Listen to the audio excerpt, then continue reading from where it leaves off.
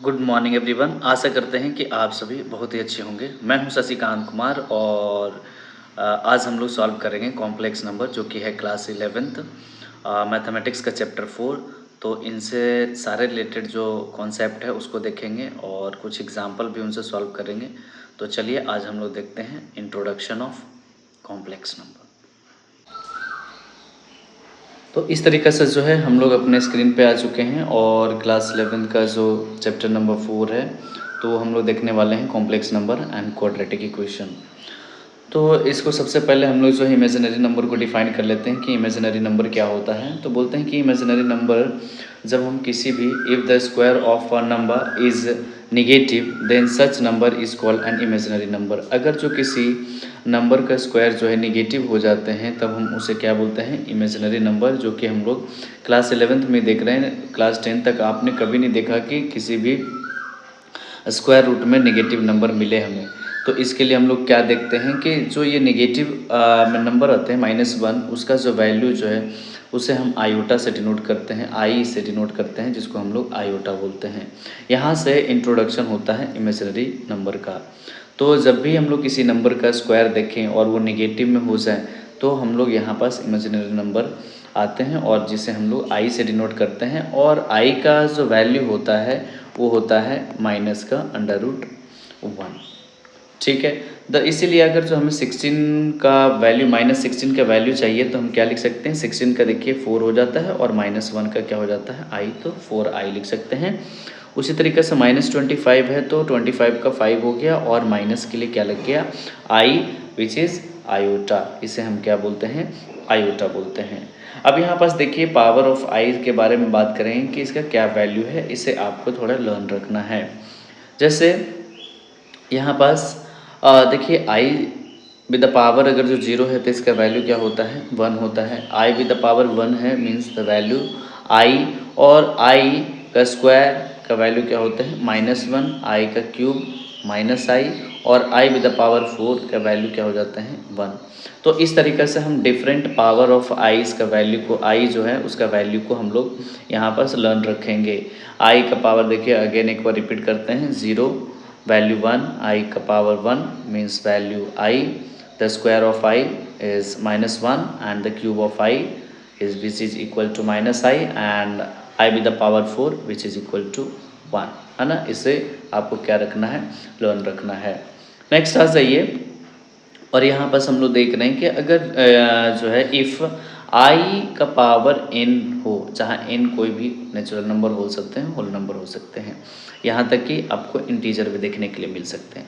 Where the value of n is greater than 4, लेकिन अगर जहाँ पास वैल्यू n का क्या होना चाहिए, ग्रेटर देन 4 हो, तब क्या करेंगे, ग्रेटर देन 4। तो यहाँ पास हम लोग क्या करेंगे कि स्टेप 1 क्या है कि डिवाइड n बाई 4। हम लोग क्या करेंगे, ये जो n का पावर n जो है उसको 4 से डिवाइड करेंगे। मतलब क्या हुआ, जैसे मान लीजिए i का पावर हम यहाँ पास ले लेते हैं 5 विच इज़ ग्रेटर देन 4। तो हम इस 5 को क्या करेंगे, 4 से डिवाइड करेंगे। 4 से क्या करना है, डिवाइड। तो आप देखेंगे यहाँ पास क्वेश्चन 1 आ गया, रिमाइंडर हमारे पास 1 आ गया। तो देन क्वेश्चन बी ए। तो अब ये जो क्वेश्चन आया मान लीजिए ए है और रिमाइंडर जो आया वो हमारे पास बी है। ये जो रिमाइंडर आया उसे हम मान लेते हैं कि बी है। तो क्या होता है, इसका एक ध्यान रखना, n को हम इस फॉर्म में लिख सकते हैं 4a + b के फॉर्म में। ऑब्वियसली जो है dividend is equal to divisor into question plus remainder का कॉन्सेप्ट यहाँ पर लगा सकते हैं।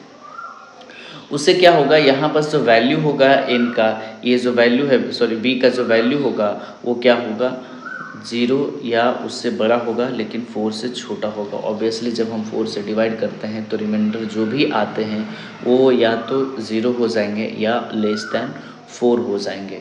ठीक है। तो ऐसे सिचुएशन में आपको इमेजिनरी नंबर को सॉल्व करने के लिए हम लोग क्या कर सकते हैं, ये जो n है इस n को हम इस फॉर्म में लिख सकते हैं ना, 4a + b। देखो n के प्लेस पे हम इस वैल्यू को लगा सकते हैं, तो i with the power 4a + ये जो है b हम ये लिख सकते हैं।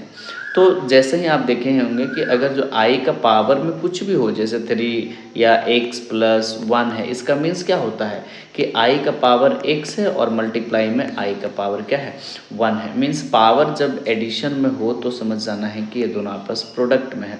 तो उसी तरीक़े से आई विद द पावर अगर जो 4a प्लस बी के फॉर्म में है तो आई विद द पावर 4a हो गया और आई का पावर b हो गया, विच इज़ इक्वल टू हम आई बी लिखेंगे। ऐसा क्यों?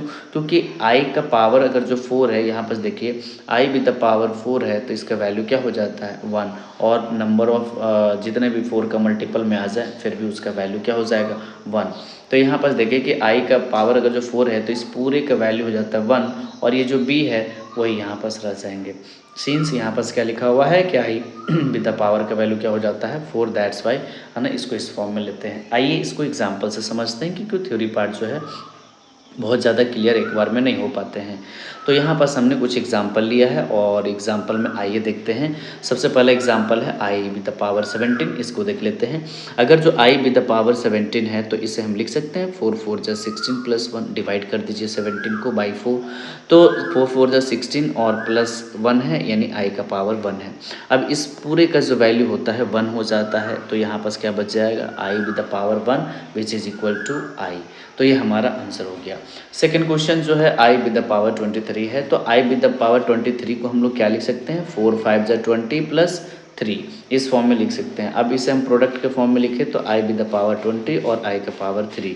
आई विद द पावर 20 के वैल्यू फिर से 1 हो जाते हैं तो आई का पावर क्या हो जाएगा 3, which is equal to minus i. तो आपको अच्छे से समझ में आ रहा होगा। अब यहाँ पर एक और एग्जांपल लिए हैं आई विद द पावर 98 है, अगर जो मान लीजिए तो 98 को क्या करें आप आराम से डिवाइड कर लीजिए इस तरीक़े से 4 का टेबल से, 4 2 जा 8, यहाँ पास 1 8, 4 4 जा 16, तो यहाँ पास रिमाइंडर हमारे पास 2 आ गया। अब इस फॉर्म में लिख सकते हैं 24 इंटू 4 प्लस 2, 24 इंटू 4 प्लस 2 लिख दिए। अब 24 इंटू 4 हमारा हो गया 96 और आई विद द पावर 2 मतलब 98 हो गया, और इसका इस पूरे का वैल्यू तो 1 हो जाता है, और 1 इंटू आई का स्क्वायर यानी आई स्क्वायर, और आई स्क्वायर का वैल्यू क्या होता है -1। यहाँ पास ध्यान देना है आई स्क्वायर का ऊपर में कुछ टेबल बताए थे उसे आप याद रखेंगे। आई स्क्वायर का वैल्यू क्या हो जाता है -1 आई। नेक्स्ट क्वेश्चन जो है यहाँ पास देखते हैं, और ये हमारे पास है प्रूव दैट, है ना। हम लोग कुछ अच्छे एग्जाम्पल लिए हैं, थोड़ा बढ़िया एग्जाम्पल है। तो यहाँ पास prove that i with the power n, i with the power n plus 1, i with the power n plus 2 और i with the power n plus 3 which is equal to 0, ऐसे हमें प्रूफ करना है। तो हम आई विद द पावर को i to the power n plus i n plus 1 है, अगर जो हमारे पास यहाँ पास i with the power n plus 1 है, हम इसे लिख सकते हैं आई का पावर n और आई, क्योंकि आप जानते हैं पावर अगर जो एडिशन में हो तो इसे हम प्रोडक्ट में लिख सकते हैं by the law of exponent, ठीक है। तो यहाँ पास लिख दें i with the power n plus 1, यहाँ पास ये हो गया। I with the power n plus 2 है तो उसी तरीके से i with the power n और आई स्क्वायर अलग अलग यहाँ पास प्रोडक्ट में लिख दिए, प्लस का साइन है प्लस का साइन दे दिए, यहाँ पास i with the power n हो गया और ये आई क्यूब हो गया। अब यहाँ से i with the power n जो है हम लोग कॉमन ले लेते हैं, तो कॉमन जैसे ही लेते हैं तो यहाँ से 1 बच गया, यहाँ से आई और इस जगह से देख लीजिए आई स्क्वायर, यहाँ से आई का पावर 3। अब ये जैसे ही आता है तो हम लोग देखिए आई का पावर n हो गया, अभी 1 हो गया, ठीक है। सभी का वैल्यू आई का वैल्यू तो आई ही होता है, आई स्क्वायर का वैल्यू -1 और आई क्यूब का वैल्यू -i, तो यहाँ से 1 से 1 कैंसिल हो जाएगा और आई से ये आई कैंसिल हो जाएगा, तो इस पूरे का वैल्यू क्या हो जाएगा 0, और 0 से किसी भी नंबर को मल्टीप्लाई करेंगे तो उसका वैल्यू क्या आ जाएगा 0। तो इस तरीक़े से आप इस क्वेश्चन को सॉल्व करेंगे। तो यहाँ पास है क्वेश्चन के 1 प्लस आई होल पावर में 4 है इंटू 1 प्लस 1 बाई आई का पावर में हमारे पास 4 है इज इक्वल टू 16, इसे हमें सॉल्व करना है। तो हमने क्या किया आई 1 plus i with the power 4 into 1 और प्लस, अब इसे रेशनलाइज कर लिया गया, यानी 1 बाई आई है तो इसे आई इंटू आई मतलब नोमिनेटर डिनोमिनेटर को यहाँ पर रेशनलाइज कर लिए हैं। तो इसको रेशनलाइज किए जैसे ही तो हमारे पास जो वैल्यू मिला वो ये तो सेम है एज इट इज़ 1 प्लस, और ये हो गया आई और आई स्क्वायर विद द पावर 4। अब ये 1 plus i with the power 4 हो गया 1 माइनस आई, क्योंकि देखिए आई स्क्वायर का वैल्यू क्या हो जाएगा -1 और -1 से ये क्या हो जाएगा साइन चेंज माइनस आई हो जाएगा। अब ये है a प्लस बी और a माइनस बी है, ये आई है हमारा, ये आई है, तो 1 plus i 1 minus i 1 square a square B square होता है a plus B a minus B, है ना। ये तो हमारा आइडेंटिटी बहुत ज़्यादा यूज होता है क्लास 9 से या क्लास 8 से भी आजकल। तो ए स्क्वायर माइनस बी स्क्वायर जो है काफ़ी ज़्यादा यूज़ होते हैं हमारे हर जगह। तो ए स्क्वायर माइनस बी स्क्वायर, तो ए स्क्वायर माइनस बी स्क्वायर, देखिए आई स्क्वायर का वैल्यू -1 हो जाता है, तो -1 और 1 मिलकर 2 और 2 का पावर 4 मतलब 16। यहाँ पर है ना आई स्क्वायर का वैल्यू याद रखेंगे -1 हो जाता है। अब ये -1 और यहाँ पहले से एक माइनस है तो प्लस हो गया +1 और इस तरीके से हमारा 16 आंसर आ जाएगा। ठीक है, तो ये प्रूफ करना था। बहुत अच्छा क्वेश्चन है आज के सवाल से। नेक्स्ट क्वेश्चन जो है हम लोग देख रहे हैं और ये भी क्वेश्चन काफ़ी अच्छा है और इस क्वेश्चन को आइए देखते हैं।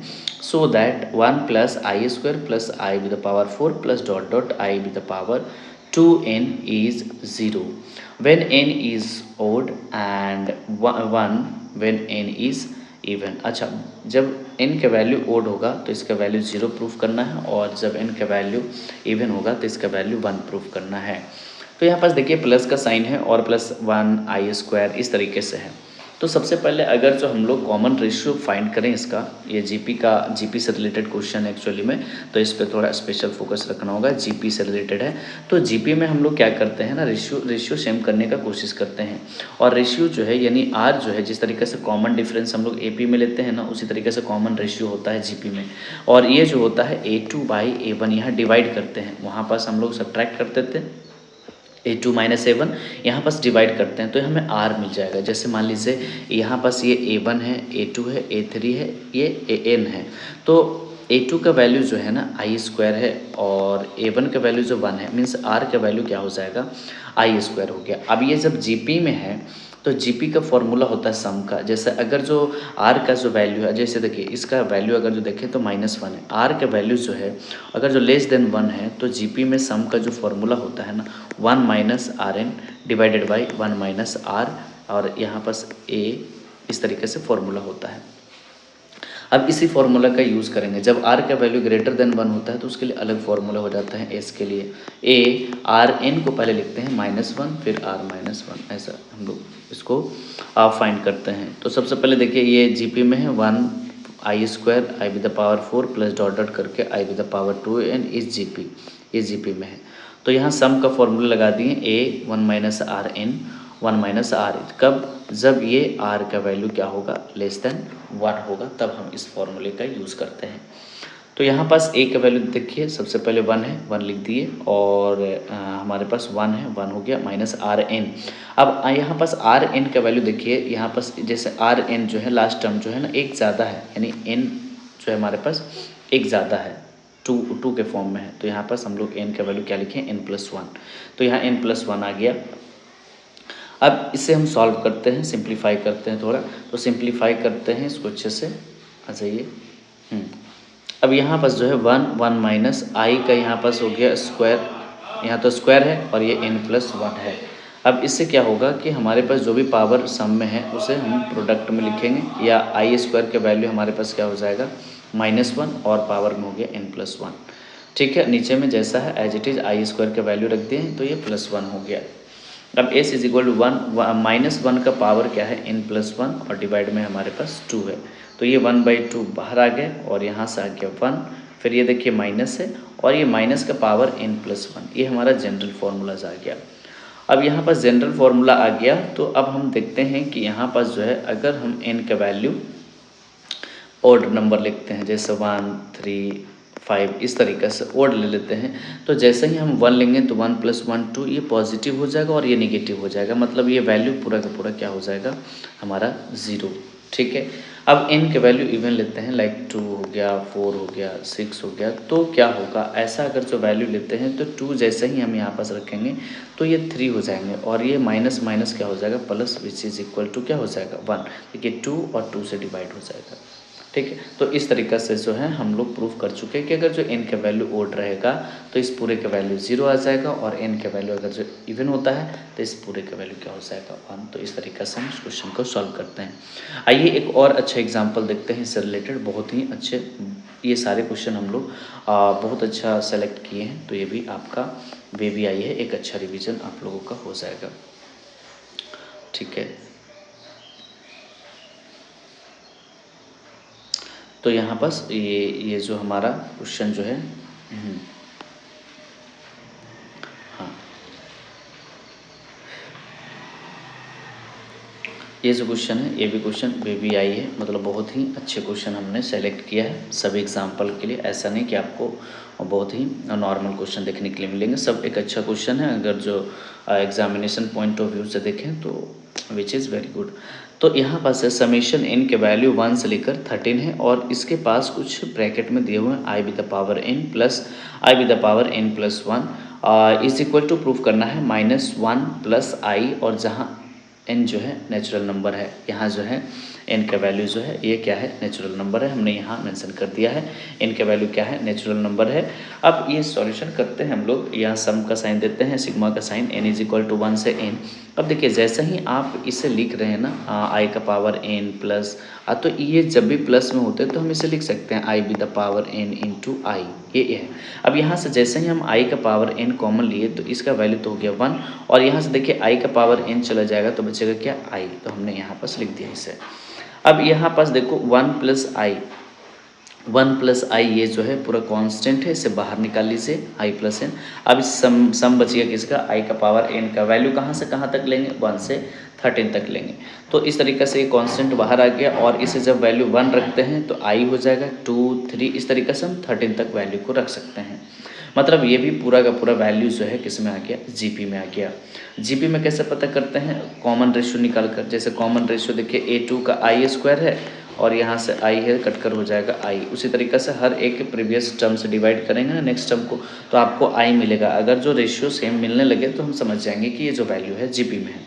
तो जीपी में जैसे ही ये वैल्यू है तो इसके लिए हमने फॉर्मूला जो अप्लाई किया था, a 1 minus R with the power n divided by 1 minus R. ये क्यों, क्योंकि इसका जो वैल्यू होता है और क्या होता है, लेस देन 1 होता है।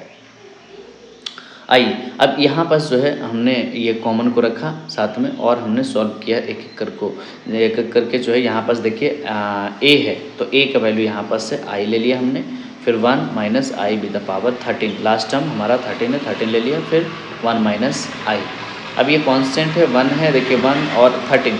अब ये 13 जो है देखिए अगर जो हम लोग ऊपर में थोड़े सॉल्व करके देखें 13 को, तो i विद द पावर 13 को आप लिख सकते हैं i with the power 4 into 3 12 हो जाएगा, और इंटू में i का पावर 1, ठीक है।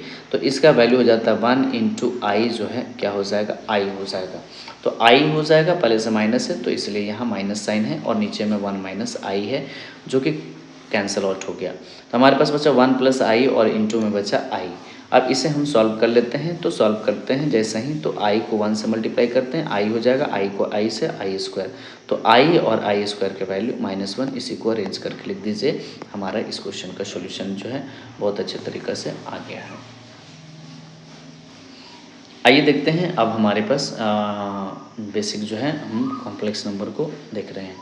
कॉम्प्लेक्स नंबर में इसमें देखेंगे कि अगर जो कोई भी number a plus i V के फॉर्म में होते हैं, a number which is in the form of a plus i V where a and b are real number and i is equal to -1 are known as complex number, जिसका हम क्या बोलते हैं, complex number. अब i से आप aware हो चुके हैं, आपको पता है i यहाँ पास आयोटा होता है, इसका वैल्यू -1 होता है। अगर जो कोई नंबर इस फॉर्म में है तो हम इसे क्या बोलेंगे, कॉम्प्लेक्स नंबर बोलेंगे। अब यहाँ पास बोलते हैं the set of all complex number is denoted by C, और इसे हम Z से भी डिनोट करेंगे। जैसे मान लीजिए एक एग्जांपल लिया गया है Z, जहाँ पास है AIB, तो Z हमारे पास कॉम्प्लेक्स नंबर को डिनोट करेंगे। A हमारा क्या है, रियल पार्ट है Z का, यानी कॉम्प्लेक्स नंबर का रियल पार्ट है, और I क्या है, इमेजिनरी पार्ट है। जिसमें I रहेगा इमेजिनरी पार्ट बोलिएगा, जिसमें I नहीं रहेगा उसे हम रियल पार्ट बोलेंगे। आइए एग्जांपल से यहाँ एक समझते हैं, इसको क्लियर करते हैं और अच्छे से। तो हमने यहाँ पास एग्जांपल लिया है और इसमें लिखा है 6 + 7i। इसका रियल पार्ट जो है Z का वो क्या हो गया, 6 हो गया, जिसमें i नहीं था वो रियल पार्ट हो गया, और इमेजिनरी पार्ट क्या हो गया Z का, वो हो गया 7, जिसमें i है। तो आप इस तरीक़े से रियल पार्ट और इमेजिनरी पार्ट को अलग कर सकते हैं। रियल पार्ट को ही ये शॉर्ट फॉर्म में लिखा हुआ है REZ, और इमेजिनरी पार्ट को इस तरीके से IMZ के फॉर्म में लिख सकते हैं। आइए किसी और एग्जाम्पल को भी देखते हैं एक और। तो यहाँ पास जो है एक और एग्जाम्पल हमने लिया है z is equal to -7 plus 7/3i। तो यहाँ पास से अगर जो हम लोग रियल पार्ट ऑफ z को फाइंड करें तो ये देखिए which is -7 and the imaginary part of this complex number which is equal to 7/3। तो इस तरीक़े से हम एक कॉम्प्लेक्स नंबर को समझें कि a प्लस आई बी के फॉर्म में दिया हुआ रहेगा। साथ में ही देखें हम लोग कि रियल पार्ट क्या होता है और इमेजिनरी पार्ट क्या होता है। एक कॉम्प्लेक्स नंबर जब भी होगा तो उसका दो पार्ट अप्रॉक्स हमेशा दिखने के लिए मिलेंगे। ऐसा नहीं है कि ज़ीरो नहीं हो सकता, लेकिन उसको क्या बोलते हैं हम उसको देखेंगे। लेकिन फिलहाल जो है आप ऐसा समझिए कि रियल पार्ट इमेजिनरी पार्ट जो है कॉम्प्लेक्स नंबर में मैक्सिमम टाइम देखने के लिए मिलेंगे। आइए आगे बढ़ते हैं और इसको आगे प्रोसीड करते हैं। बोलते हैं कि complex number z is said to be purely real if imaginary part is zero. अब देखिए एक कॉम्प्लेक्स नंबर है उसको हम लोग बोलेंगे कि प्योरली रियल है। क्या है? रियल है। कब रियल होगा? जब इमेजिनरी पार्ट क्या हो जाएगा? ज़ीरो। जैसे मान लीजिए 3 है और प्लस 0 i है, तो यहाँ पास हम बोल सकते हैं कि ये क्या है? प्योरली रियल कॉम्प्लेक्स नंबर है। अब यहाँ पास है complex number z is said to be purely imaginary. इसको इमेजिनरी बोलेंगे जब रियल पार्ट क्या हो जाएगा? ज़ीरो। जैसे जिसमें i नहीं रहेगा वैसे सारे एग्जाम्पल प्योरली रियल के हो जाएंगे, और जिसमें i रहेंगे उसका सारा पार्ट जो होगा प्योरली क्या हो जाएगा? Imaginary. Conjugate of a complex number समझते हैं, और इसमें जैसा कि दिया हुआ है एक मान लीजिए एग्जांपल है z is equal to a plus i B. तो कॉन्जुगेट जो है ये सिंबल है कॉन्जुगेट का। कॉन्जुगेट मतलब क्या होता है? जो हमारा इमेजिनरी पार्ट होता है ना उसका साइन को चेंज कर देना। ठीक है, इमेजिनरी पार्ट का साइन को क्या कर दीजिएगा? चेंज कर दीजिएगा। जिस तरीके से जैसे एग्जांपल में z इज इक्वल टू हमने लिया 3 + 5i, तो इसका जो कॉन्जुगेट हो जाएगा 3 माइनस क्या हो जाएगा? 5i।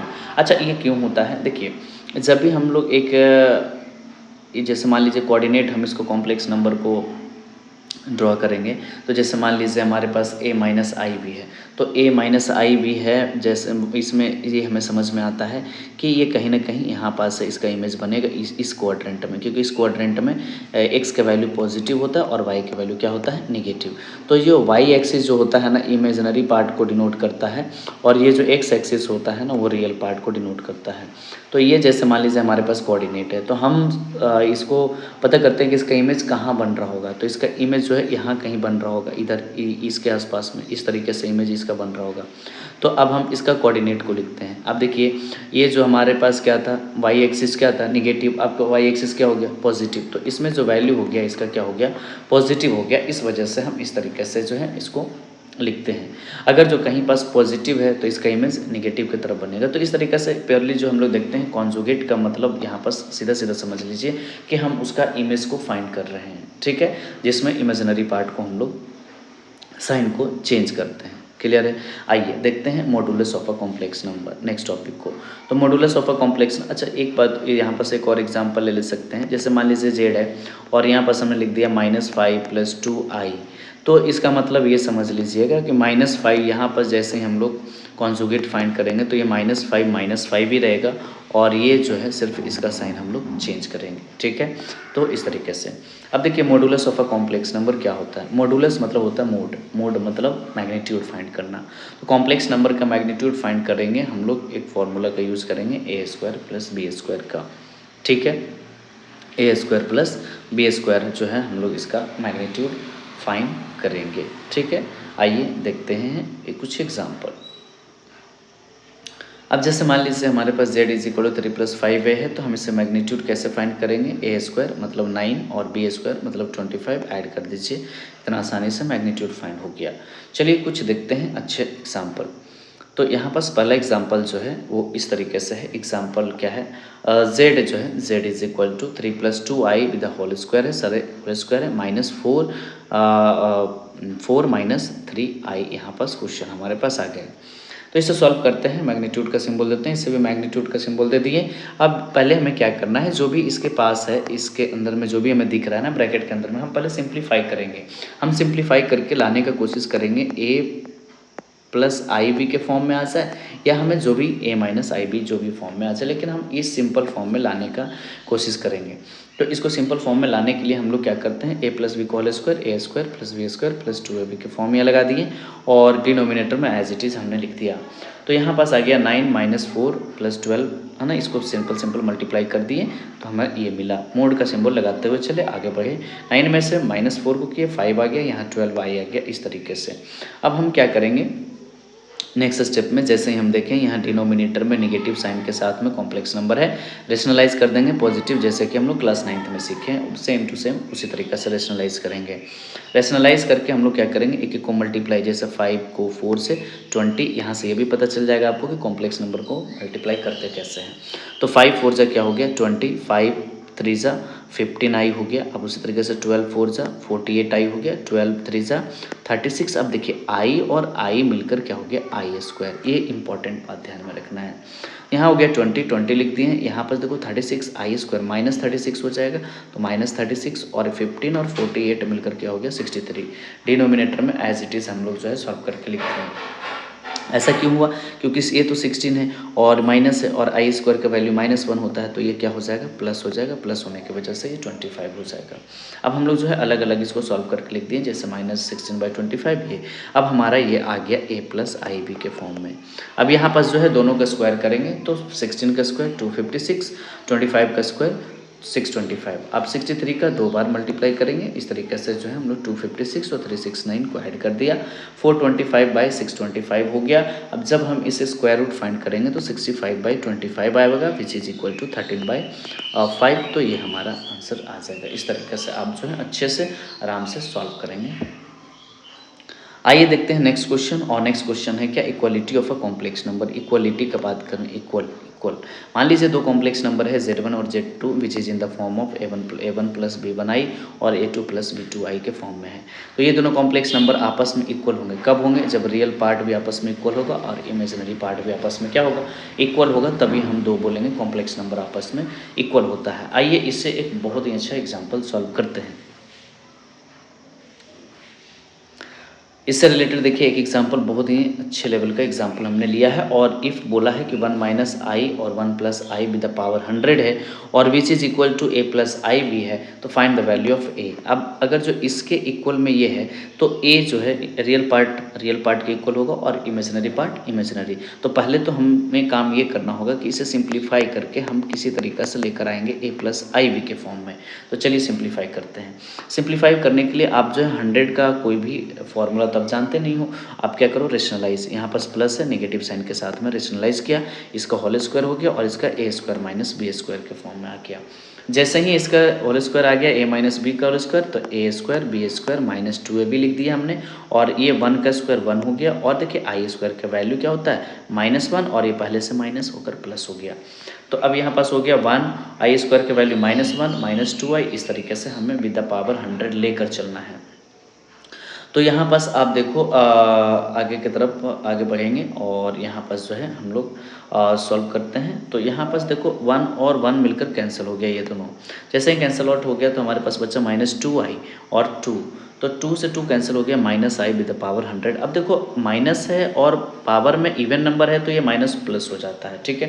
तो अब i का पावर 100 हो गया, तो i का पावर 100 को देखो फिर से 4 का फॉर्म में लिखे, 25 4 जा 100 और प्लस में 0 आ गया, मतलब i का पावर क्या हो जाएगा 0। इसका वैल्यू क्या हो जाएगा 1, हम लोग पहले देख चुके हैं, ठीक है। तो इसका वैल्यू क्या हो गया 1। अब ये जो है इसे जैसे 1 है तो हम इसे लिख सकते हैं ना 0 + 1 + 0i और is equal to a + iv।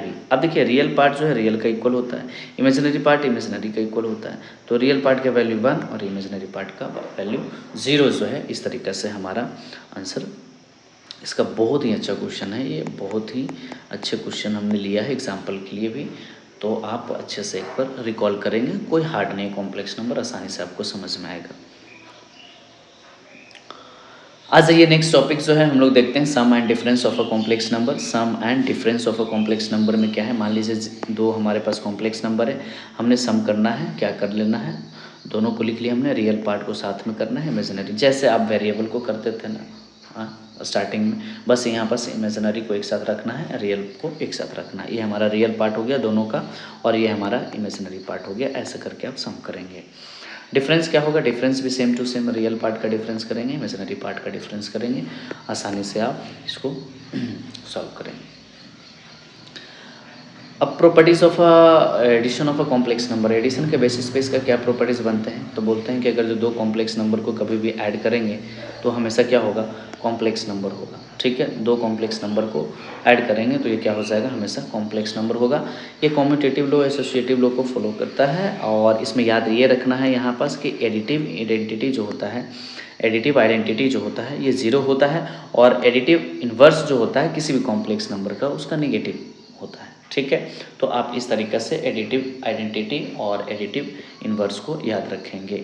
ठीक है, एडिटिव आइडेंटिटी का मतलब ये होता है, इसका मतलब ये समझ लीजिए कि एक ऐसा नंबर आप खोजें जिसको हम किसी भी कॉम्प्लेक्स नंबर में ऐड कर दें तो उसमें कोई इफेक्ट नहीं होगा, तो क्या है वो, ज़ीरो है। और एडिटिव इन्वर्स का मतलब ये होता है कि एक ऐसा नंबर ढूंढिए आप जिसमें अगर जो गिवन नंबर में ऐड कर दें तो उसका वैल्यू को क्या कर देगा, ज़ीरो।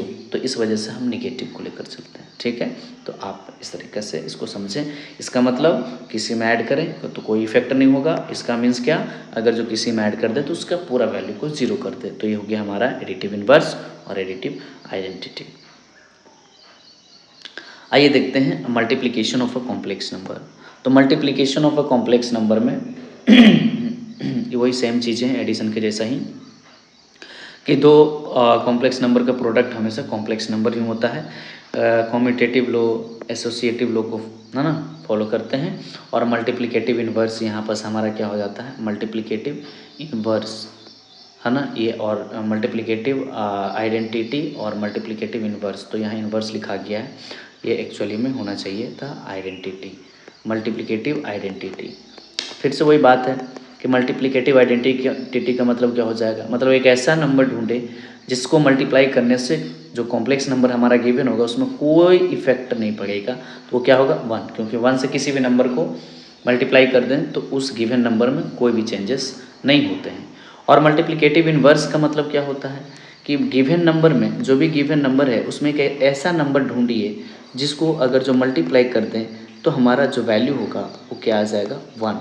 और ये कब पॉसिबल है, इस तरीके से पॉसिबल, जैसे मान लीजिए टू है तो टू में कितना मल्टीप्लाई करें, 1/2, तभी तो वन आएगा। तो इस तरीके से सोचना है आपको मल्टीप्लिकेटिव इन्वर्स और मल्टीप्लिकेटिव आइडेंटिटी, बहुत ही सिंपल कॉन्सेप्ट है।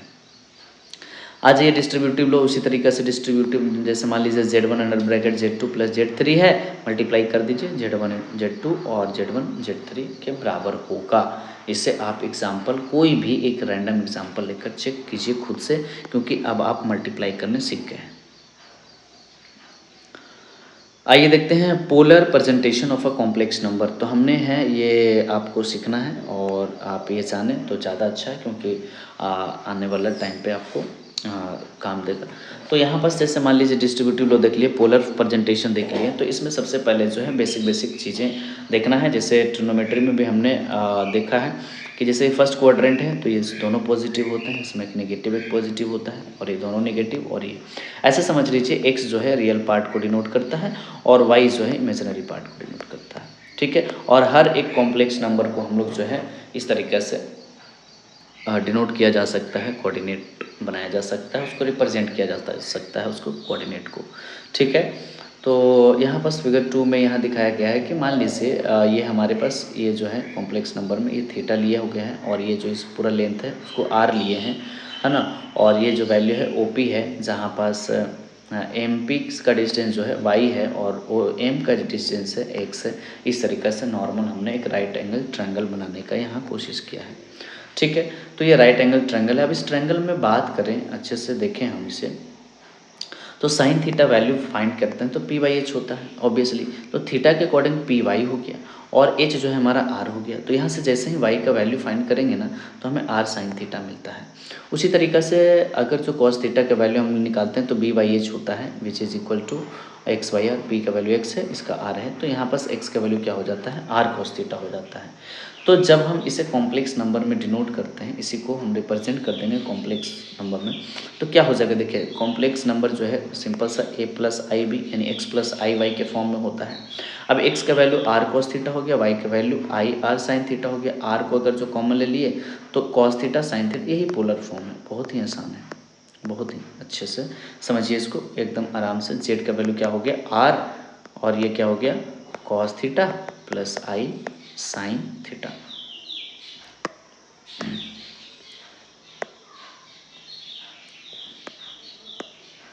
हाँ, तो यहाँ पास आई साइन थीटा, तो ये यहाँ पास जस्ट आर हमने कॉमन लिया है, बस ये हमारा पोलर फॉर्म हो गया, पोलर रिप्रेजेंटेशन हो गया। कुछ इंपॉर्टेंट बात इससे रिलेटेड आइए देखते हैं। अब इसमें क्या ध्यान देना है कि जैसे देखिए अब ट्रायंगल पी ओ एम में बात करें, ये जो पी ओ एम दिख रहा है आपको और यहाँ पास एम 90 है, तो आप देखो पाइथागोरस लगाएंगे यहाँ पास, तो r square is equal to क्या हो जाएगा, x square plus y square. तो जब भी आपको आर फाइंड करना है तो इस तरीके से आप under root x square plus y square, और ये जो आर जो है ये है मैग्नीट्यूड कॉम्प्लेक्स नंबर का, है ना। मॉडुलस फाइंड करते थे, मॉडुलस फाइंड करके देखिए यही सेम फार्मूला आता था, यहाँ यहीं से हम लोगों का मॉडुलस फाइंड करने का फॉर्मूला आपको आया है, यहाँ ध्यान रखना है, ठीक है। क्योंकि हमने बहुत ज़्यादा आपका टाइम नहीं लेते हुए ना इंट्रोडक्शन को 100% कॉन्सेप्चुअल रखा है, ज़्यादा इधर उधर का बातें नहीं करते हुए हमने सोचा कि कंटेंट को ज़्यादा से ज़्यादा डिलीवर किया जाए। तो आपको यहाँ पास देखने के लिए मिल गया कि कैसे हम लोग किसी का मैग्नीट्यूड फाइंड करते हैं, जो कि स्टार्टिंग में हमने मॉडुलस के नाम से सीखा था, ठीक है। आइए आगे। तो हमने यहाँ पास देख लिया, जहाँ पास देखिए पोलर फॉर्म आपको मिल जाएंगे इस तरीके से।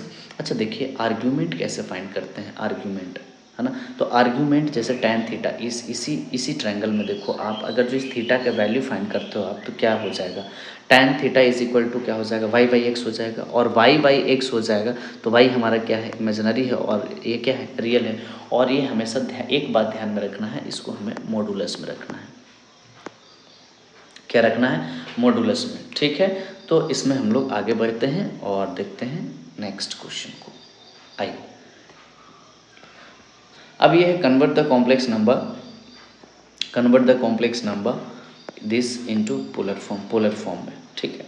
जेड का वैल्यू हमें गिवन है 1 प्लस i3, तो यहाँ से सबसे पहले हम ना आर का वैल्यू फाइंड करेंगे which is modulus of Z, find कर लिए, आराम से आ गया 2, है ना, ए स्क्वायर बी स्क्वायर लगा दिए यहाँ पास, यानी एक्स स्क्वायर वाई स्क्वायर। अब हम एंगल को फाइंड कर लेते हैं, आर्ग्यूमेंट, ठीक है। तो tan थीटा का लगा लेंगे बाई एक्स, यहाँ पास √3 हो गया ना, अब देखो, और यहाँ पास √3 आ गया, तो tan 60 का वैल्यू √3 होता है, यहाँ से कंपेयर कर दिए tan हमारा, तो थीटा का वैल्यू क्या हो गया 60, तो यहाँ पास थीटा इज इक्वल टू क्या हो गया, पाई/3 हो गया। अब पाई/3 हो गया, तो ये अब हमें क्या देखना है कि देखो दोनों प्लस है, रियल पार्ट भी इमेजिनरी पार्ट भी, तो जब रियल पार्ट इमेजिनरी पार्ट दोनों प्लस में है तो ये किस क्वाड्रेंट में लाइज कर रहा है, फर्स्ट क्वाड्रेंट में। तो फर्स्ट क्वाड्रेंट में जो हमारा आर्ग्यूमेंट अब हो गया, क्या हो गया, पाई/3, इसमें कोई चेंज नहीं आता। लेकिन अगर जो यही मान लीजिए सेकंड क्वाड्रेंट में रहता, थर्ड में, फोर्थ में, तो हमें देखना पड़ता कि सेकंड क्वाड्रेंट में जो है किसका वैल्यू पाई/3 होगा, है कि नहीं बात सही। तो इस तरीके से आप जो है थोड़ा बहुत जो है ट्रिगो पढ़े हैं तो आपको आइडिया होगा, इस पर हम लोग ट्रिग्नोमेट्री में डिस्कस कर चुके हैं, अगर जो उस लेक्चर को नहीं देखें तो आप देख सकते हैं। तो ये हमारा आर्ग्यूमेंट आ गया, हेंस जो है रिक्वायर्ड पोलर फॉर्म जो आपको देखने को मिलेगा जेड, वो हमें मिल जाएगा, आर का वैल्यू देखिए रख दिए, सिर्फ वैल्यू पुट करना है, देखिए यहाँ पास 2 था, 2 रख दिए, कॉस थीटा का वैल्यू देखिए पाई/3 था, थीटा का वैल्यू जो है पाई/3 रख दिए। तो इस तरीके से आप जो है पोलर फॉर्म में कन्वर्ट कर सकते हैं। अब देखिए क्वाड्रेटिक इक्वेशन का बात करते हैं, हमने इसको भी लिया है क्योंकि क्लास 10th में हमने भर के बनाया है क्वाड्रेटिक। अब यहाँ पास बात ये रहेगा कि डी का वैल्यू हमेशा आपको क्या देखने के लिए मिलेंगे, लेस देन 0 के फॉर्म में देखने के लिए मिलेंगे, तभी आपका क्या होगा, इसका इमेजिनरी रूट आएगा। अब यही चीज़ हम लोग क्लास 10th में मिस कर दिए थे, जो कि क्लास 11th में हम देख रहे हैं, ठीक है। इमेजिनरी सारा चीज़ वही है, एक्स का वैल्यू क्या हो जाएगा, -b प्लस माइनस √d/2a, जहाँ डी का वैल्यू क्या होगा, b² - 4ac। आप इसका डेरिवेशन भी देख सकते हैं, इसका डेरिवेशन जो है हमने पहले ही क्लास 10th के लेक्चर में रिकॉर्ड करके अपलोड कर चुका है क्लास 10th वाले चैनल पे, तो आप आराम से उसको भी, या यूट्यूब पे बहुत सारे लोग बना चुके हैं, हम जाके किसी का भी लेक्चर देखकर आप अपना कॉन्सेप्ट क्लियर सकते हैं। मेनली होता है कि आप अपना कॉन्सेप्ट को क्लियर करें, आप किसी के भी कहीं पास भी जाकर कोई प्रॉब्लम नहीं। तो यहाँ पास देखिए पहला क्वेश्चन लेते हैं, और पहला क्वेश्चन जो है हमारे पास क्या है, √2x² + x + √2 = 0 है। अब यहाँ पास a का वैल्यू देखिए, आप माइनस का √2 है, b का वैल्यू हमारे पास 1 है, कोफिशिएंट ऑफ b देखिए 1 है, और c जो है हमारे पास √2 है। इस तरीके से वैल्यू मिल गया, d का वैल्यू फाइंड करेंगे, हमें पूरा उम्मीद रहेगा कि ये नेगेटिव आता है, ठीक है। हमने इसको इस तरीके से जो है रूट डी निकाल लिया यहाँ से। देखिए रूट अंडर डी निकाल लिया। रूट अंडर डी जैसा ही करेंगे हम लोग रूट अंडर डी, तो आप क्या करना पड़ेगा, दोनों साइड रूट करना होगा। और अभी अभी हमने बताया कि रूट हो गया और माइनस आई का वैल्यू क्या हो जाता है, -1 का आई हो जाता है, बाहर निकल जाएगा ये। फॉर्मूला लगा दिए minus b plus minus root, है ना, सेम सेम। अब b का वैल्यू क्या है, देखो अब b का वैल्यू 1 है तो -1 प्लस माइनस जो भी डी रूट डी का वैल्यू था लगा दिया हमने। और a का वैल्यू √2 है तो 2√2 हो गया। सॉल्व कर दीजिए, अलग अलग लिख दीजिए, ये आपका सॉल्यूशन हो जाएगा। तो फाइनली जो है हमने कंप्लीट कर लिया अपना इंट्रोडक्टिव पार्ट को, और आने वाले समय पे हम लोग सॉल्व करेंगे एनसीईआरटी का सभी एक्सरसाइज को। अभी भी आप अगर जो इसको अच्छे से एक बार रिवाइज कर लें, अच्छे से प्रैक्टिस करके और एनसीईआरटी क्वेश्चन लगाने जाएंगे, तो आई होप कि आपको सारे क्वेश्चन अटेंड हो जाएंगे, किसी भी तरीके से कोई प्रॉब्लम होने वाला नहीं है। लेकिन फिर भी हम लोग सॉल्व करेंगे 1 बाय 1 क्वेश्चन लेकर। तो आने वाले क्लासेस में हम कॉम्प्लेक्स नंबर का सारे एक्सरसाइज को सॉल्व करने के लिए हम लोग ट्राई करेंगे। तो अगर जो आपको अच्छा लगा होगा तो सपोर्ट करें। Thank you so much for watching. Have a good day.